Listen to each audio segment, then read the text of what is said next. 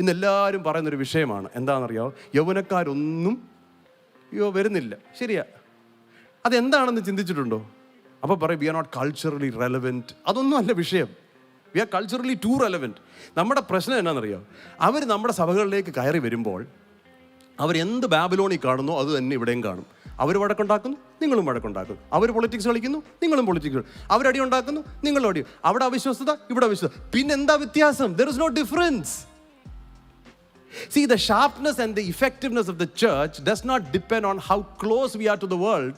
It depends on how distinct we are from the world. ഈ ലോകത്തോട് എത്രമാത്രം നാം അനുരൂപപ്പെട്ടിരിക്കുന്നതിലല്ല നമ്മുടെ ഇഫക്റ്റീവ്നെസ്. ഈ ലോകത്തോട് നാം എന്തുമാത്രം വേർപാട് പാലിച്ചിരിക്കുന്നതിലാണ് നമ്മുടെ ശക്തിയുടെ രഹസ്യം. The church pure is the church powerful. സഭയുടെ ശുദ്ധിയാണ് സഭയുടെ ശക്തി. ഇന്ന് ബാക്കി എല്ലാ കാര്യത്തിലും നമുക്ക് എംഫസിസ് ഉണ്ട്, അല്ലേ? നമുക്ക് സ്ട്രാറ്റജീസ് വേണം, നമുക്ക് റെലവൻസ് വേണം, നമുക്ക് എല്ലാ കാര്യങ്ങളിലും അവരുമായിട്ട്, നമുക്ക് യൂത്ത്സുമായിട്ട് അതൊക്കെ വേണം, വേണ്ടെന്നല്ല ഞാൻ ഈ പറയുന്നത്. But there something much beyond it that our feet should be in Babylon while our eyes are on Jerusalem. Our lifestyle should be decided not by the policies of the world